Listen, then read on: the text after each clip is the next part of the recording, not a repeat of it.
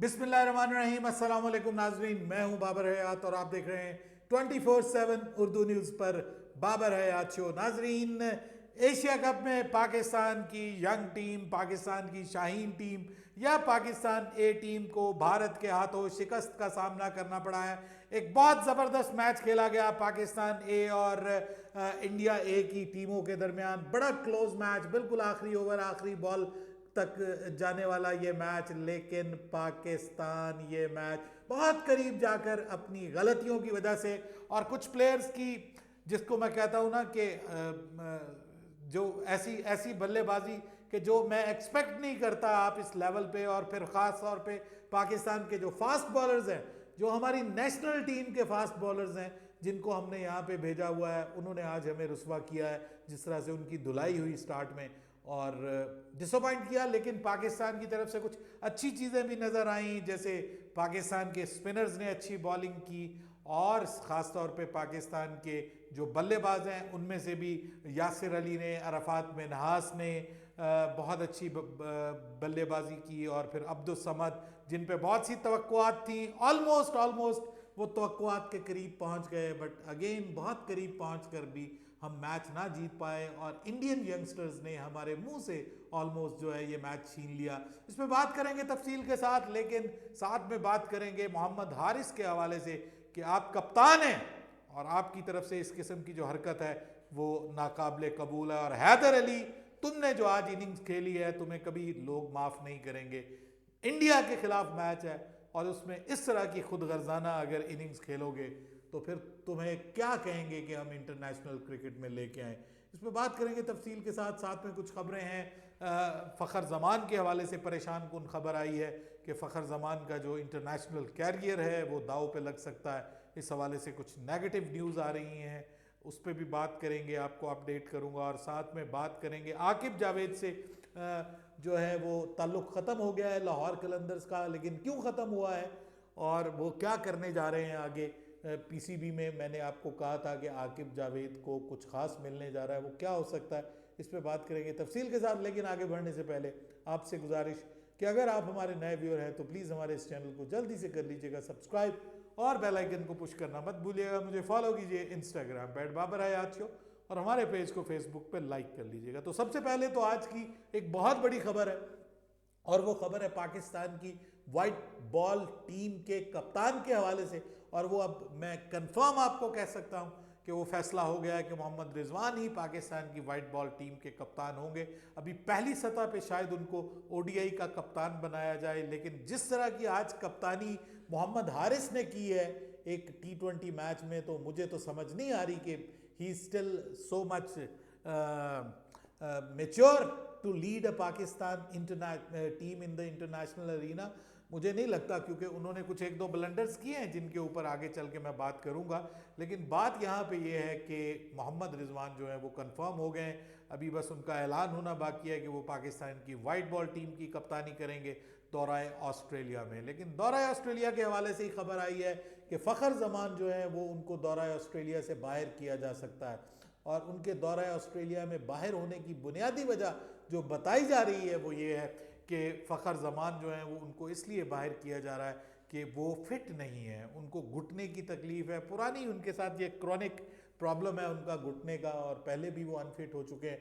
और उन्होंने कहा कि जब वो उनके बारे में पता चला कि जब वो कैरेबियन प्रीमियर लीग से उनको बुलाया गया था तो आगे उनका जो फिटनेस टेस्ट लिया गया था तो वो फिटनेस टेस्ट में कामयाब नहीं हुए थे, थोड़ा सा आउट ऑफ टच लग रहे थे चैंपियंस कप के अंदर भी, जिसकी वजह से उनको रेस्ट दे दिया गया। और अब उनके बारे में खबर ये है कि वो शायद फुली फिट नहीं है, इसलिए उनको ऑस्ट्रेलिया के दौरे के लिए कंसीडर नहीं किया जा रहा। लेकिन असल बात यह है कि उन्होंने जो बाबर आजम के हक में बात की, एक तो वो उनके गले पड़ गई, दूसरा उन्होंने बोर्ड के कुछ बड़ों को जो एक्सपोज किया, जो वहाँ पे आपको पता है कि एक इजलास हुआ था जिसमें इन्होंने सामने चेयरमैन साहब के बोर्ड के कुछ बड़ों की ऐसी की तैसी फेर दी थी और उनको बहुत कुछ सुनाया था। तो तब भी बहुत से लोगों को वो बुरे लगे थे, नज़रों में खटके थे। ऊपर से उन्होंने ये हरकत कर ली बाबर आजम के हवाले से बयान दे के, जो कि बिल्कुल नहीं देना चाहिए था। ये कोई ऐसा मसला नहीं था कि अल्लाह माफ़ करे बाबर आजम जो है वो कोई क्रिकेट का पाकिस्तान का खुदा है जो जिसके बारे में बात नहीं की जा सकती है, जिसको टीम से बाहर नहीं किया जा सकता, ऐसा कुछ नहीं है। वो एक क्रिकेटर है और क्रिकेटर को रिप्लेस भी किया जा सकता है, रेस्ट भी दिया जा सकता है, ड्रॉप भी किया जा सकता है। मतलब इतना मसला नहीं है कि आप अपने ऊपर जिम्मेदारी ले लें और आप कहें जी कि ये तो मैं कोहली के साथ ऐसा नहीं हुआ, फलां के साथ ऐसा नहीं हुआ, बाबर के साथ ऐसा क्यों हो रहा है। तो ये जो मामला है ना, ये 2-3 मामले जब इकट्ठे हो जाते हैं तो फिर आपके कैरियर के लिए मसला बन जाता है।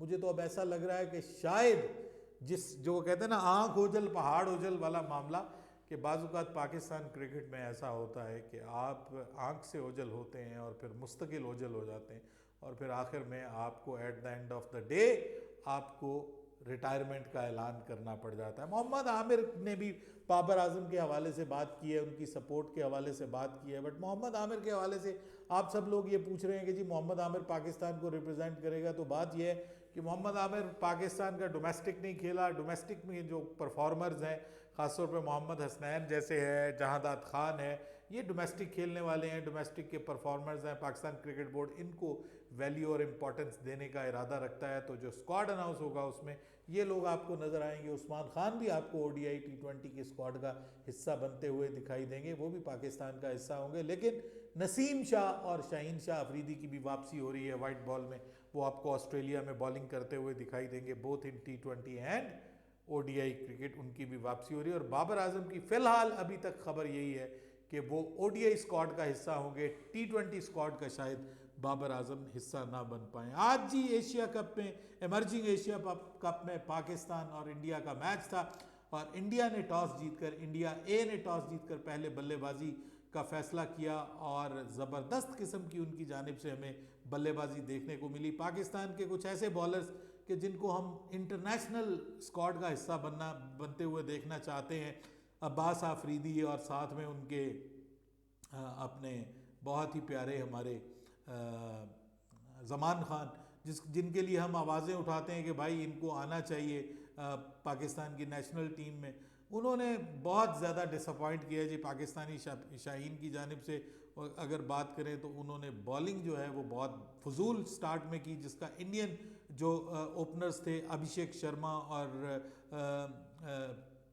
प्रभ सिमरन सिंह, ये दोनों जो हैं ये IPL के प्लेयर्स हैं और 4-4, 5-5 करोड़ के प्लेयर्स हैं। और बल्कि अभिषेक शर्मा तो अब 18-20 करोड़ का प्लेयर बन चुका है। उसमें तिलक वर्मा को लगा लीजिए, वधेरा को लगा लीजिए, उसके बाद आयुष बदोनी जो है ये भी उसमें मौजूद है, रमनदीप सिंह मौजूद है। उसके बाद जो आप देख लें राहुल चहर जो हैं ये IPL खेले हुए हैं। तो ऑलमोस्ट बड़ी तगड़ी टीम थी और उसके बावजूद जो है वो आप ये कह लें कि पाकिस्तान के फास्ट बॉलर्स ने जो है डिसअपॉइंट किया। इन दोनों ने, ख़ास तौर पे अब्बास आफरीदी और ज़मान खान ने। इमरान जूनियर जो है, इमरान खान जूनियर, वो भी उससे भी अपनी लाइन और लेंथ एक जगह पे वो बॉल नहीं डाल पाए, जिसकी वजह से पाकिस्तान को जो पावर प्ले में मार पड़ी है वो बड़ी तगड़ी मार पड़ी है। उसके बाद पाकिस्तान के स्पिनर्स ने बहुत अच्छी बॉलिंग की। सुफियान मुकीम ने 2 विकेटें हासिल की। उसके बाद बहुत अच्छी बॉलिंग की कासिम अकरम ने, मैच्योर बॉलिंग की, विकेट टू विकेट, 1 विकेट भी हासिल की और बहुत कम रन्स दिए उसने। लेकिन मैं हैरान हूँ कप्तानी के ऊपर। आपके साहब जो हैं मोहम्मद हारिस दुल्हा मियाँ, जो नए नए शादीशुदा हुए हैं, भाई जब आपने अरफात मिनाज से 1 ओवर करवाया और उसने 1 ओवर में आपको विकेट लेके दे दी, तो उसके बाकी 3 ओवर किसने करवाने थे? आप भूल ही गए।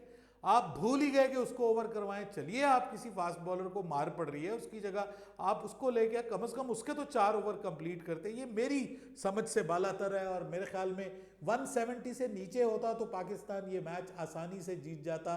पाकिस्तान ने अबव 170 कर लिए हैं, लेकिन मैं समझता हूं कि ये आगे जो लेके गए ये बड़ा गलत फैसला, इमरान जूनियर का ओवर आखिर में रखना और फिर उसको ओवर करवाना।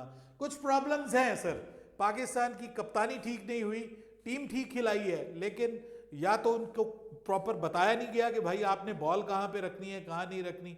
Bowlers were everywhere, fielders were okay, but उसके बाद जो पाकिस्तान की बैटिंग स्टार्ट हुई है, मैं ये समझता हूँ कि मोहम्मद हारिस ने बहुत बेहुदा किस्म की हरकत की है। जब आप एक शॉट इतनी अच्छी खेल रहे हैं और आपको खेलनी आती है तो फिर आप पागल हैं कि उस तरह की चीकी शॉट खेल रहे हैं और अपनी विकेट्स को एक्सपोज कर रहे हैं। ये तो शॉटें स्लो पिचेस के ऊपर खेलने वाली होती हैं। ये पाटा पिच थी, फ्लैट पिच थी, उसके बल्ले पे आपके बॉल आ रही थी, और जब आपके अंदर ये एबिलिटी है कि आप इतनी ज़बरदस्त शॉट्स खेल सकते हैं तो आपको ये उल्टी सीधी शॉटें खेलने के लिए और ये अपनी रील्स बनवाने के चक्कर में और टिकटॉक्स बनवाने के चक्कर में, यार इस किस्म की उल्टी सीधी हरकतें करते हो। जैसे तिलक वर्मा ने भी वो शॉट खेली है, वो भी हेलीकॉप्टर शॉट खेलने के चक्कर में वो भी आउट हो गया। तो ये इन चीज़ों से हमें बाहर निकलना चाहिए। इंस्टाग्राम रील्स की दुनिया से बाहर निकलिए भाई, हीरो पन्नी के चक्करों से बाहर निकलिए, टीम के लिए खेलिए, मुल्क के लिए खेलिए। और फिर हैदर अली ने मुझे बहुत डिसअपॉइंट किया यार। मैं समझ रहा था कि शायद इसका दिमाग कुछ ठीक हो गया, पिछले दिनों इसने वहाँ पे भी नेशनल कप में भी, चैंपियंस कप में भी कुछ अच्छा खेला। इससे पीछे PSL के भी लास्ट में जाके इसको कुछ चांसेस मिले हैं जिसमें इसने कुछ परफॉर्म किया। और बहुत सारे इसके फैंस हैं जो ये चाहते हैं कि ये टीम में आए, लेकिन इस किस्म की घटिया हरकतों के बाद आप टीम में वापस नहीं आ सकते। मेरे ख्याल में यहाँ पे आके पाकिस्तान ने बहुत बड़ा ब्लंडर किया। तो हैदर अली को एक तो ये है कि या तो आप स्टार्ट में रखें, शुभ आखिर में लाएं आप फिनिशर के तौर पे, उस पर आप अब्दुल समद को भी एंड में ले गए। अरफात मिन्हास ने बहुत अच्छी क्रिकेट खेली है, उसने अपनी आउट ऑफ स्किन खेला है। वो पाकिस्तान को मैच में जो ये कंडीशन सिचुएशन है, ये अरफात मिन्हास की वजह से, वरना पाकिस्तान इससे पहले हार जाता।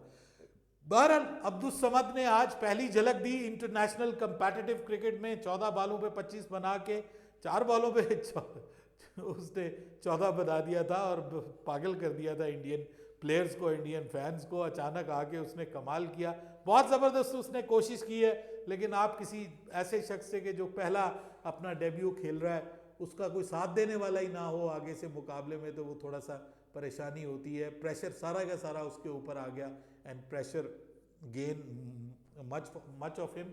और मेरे ख्याल में इस वजह से पाकिस्तान बहुत करीब पहुंच के भी पाकिस्तान ये मैच जीत नहीं पाया। But credit goes to young Indian teams, उनके कप्तान ने कप्तानी बहुत अच्छी की, फील्डिंग एक्सीलेंट यार, कमाल फील्डिंग की है। जैसे रमनदीप सिंह ने बहुत अच्छे स्टॉप्स किए हैं, वो तो बिल्कुल एक लेपर्ड लग रहा है, चीता लगता है, जैसे चीते की रफ्तार से चलता है और फील्ड करता है। और उसके बाद उनके बॉलर्स ने भी, अनुशाल ने बहुत अच्छी, और रासिक लड़का जो है, दोनों ने, एक ने पेनल्टी मेट ओवर किया, एक ने आखिरी ओवर किया, 17 रन बचा लिए। भाई बात यह है कि हमारे तो हारिस रऊफ से नहीं बचते 18 रन। तो ये मैं समझता हूँ कि उनके बॉलर्स ने according to the field set उन्होंने बॉलिंग की है, और बिल्कुल दरमियान में विकेट टू विकेट उन्होंने बॉलिंग की, कोई बहुत ज़्यादा तजर्बे करने की कोशिश नहीं की।